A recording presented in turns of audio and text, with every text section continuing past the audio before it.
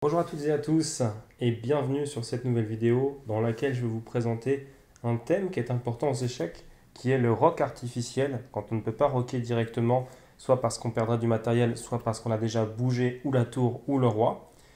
Donc en fait, ici on a un souci avec les blancs, c'est que le pion C3 va tomber si jamais on fait petit rock. Alors je vous montre une variante tout de suite, petit rock, fou prend C1 par exemple, dame prend C1, et dame prend C3 avec un pion net de moins. On est obligé de faire tour D1 parce que le pion D4 va tomber ici tout simplement. Donc ok, si on revient un peu en arrière, on voit que le coup petit roc n'est pas le coup le plus adapté à cette position. Et si on fait un coup comme par exemple dame D2 ou fou D2, c'est insuffisant. On perd également du matériel. Par exemple dame D2, fou prend C1. Donc si on fait dame prend C1, il va faire dame prend C3 échec. Donc c'est problématique. Et si jamais on fait fou D2, alors il va simplement faire fou B2, double attaque. Et puis après tour B1, par exemple dame A3, avec l'idée qu'on menace de prendre ici, on menace de prendre ici, et il ne peut jamais ni protéger ici, ni contre-attaquer sur notre fou, ni venir protéger le pion A2. Donc en fait, non seulement on bloque la position blanche, mais en plus on va récupérer un pion de manière forcée ici. Donc voyant tout ça, on comprend que ni le coup petit roc, ni le coup dame D2, ni le coup fou D2 sont suffisants en fait. Et on va jouer un coup qui finalement est un coup assez régulier dans ce type d'ouverture avec les pions, le pion B qui est doublé, etc. En fait, on va jouer un coup de défense du pion C3. Et puisqu'on ne peut pas le défendre avec une pièce comme le fou, la dame, le cavalier et les tours, on va défendre avec la dernière pièce finalement. Et on va jouer un coup que j'affectionne particulièrement, c'est le coup roi D2. Donc l'idée en fait, c'est qu'on va protéger temporairement le pion C3. Donc le pion D4, lui, est protégé par le cavalier. Il ne peut pas y avoir cavalier prend. Le clouage, on ne peut pas exploiter le clouage pour les noirs. Et donc après roi D2, les noirs vont tenter de réactiver leur pièce de l'autre côté sur l'aile roi. Donc fou E7. Et là, en fait, on a un problème avec les blancs, c'est qu'on doit continuer à protéger le pion C3. Alors je vais vous laisser chercher le coup. Il faut continuer à protéger le pion C3, mais surtout le problème, c'est qu'on aimerait bien faire un roc artificiel avec roi E3, roi F2, tour F1, roi G1. Donc comment est-ce qu'on peut faire pour faire roi E3 tout en continuant à protéger le pion C3 dans cette configuration? Donc je vous laisse chercher ce coup. Mettez pause pour ceux qui veulent avoir un petit peu de temps pour le chercher. Pour les autres, je vous donne la solution.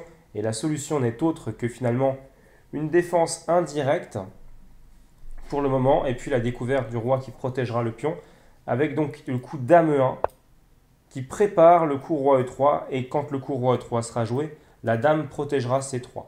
Donc ça c'est vachement important. Fou D7, qui est également le coup donné par l'ordinateur et qui est joué ici par Hecht. Maintenant roi E3, et on continue notre plan. F6 pour casser la structure. Alors là aussi, il y a un truc qui est vraiment important à dire, c'est qu'en fait,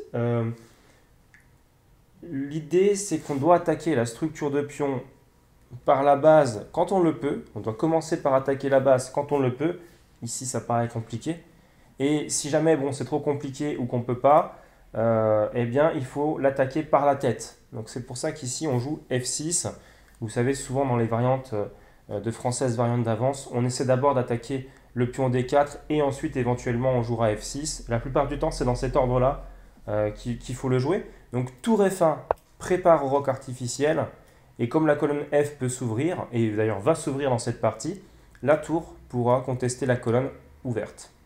Donc prise, pion prend, et petit roc qui met un clouage mais pas dangereux sur le cavalier F3, après roi F2. Voilà.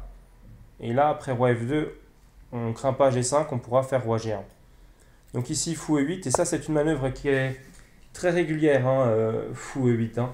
Dans la slave, semi-slave, toutes ces variantes avec C4, D4 contre D5 et C6 et E6, le fou on ne sait pas trop où le mettre en fait.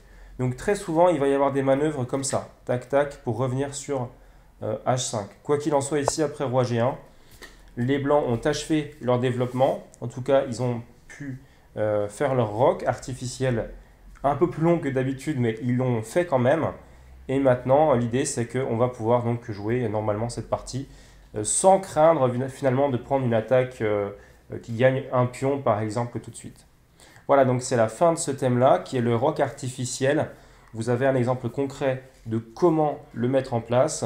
Et donc, ce qui est très intéressant aussi, c'est le coup qu'on avait joué tout à l'heure, dame 1, pour que quand le roi parte, la dame protège toujours le pion C3. Donc ça, il faut bien penser à ces coups d'anticipation qu'on peut jouer tout simplement dans nos parties pour pouvoir réactiver les pièces le mieux possible. Voilà, donc c'est la fin de cette vidéo.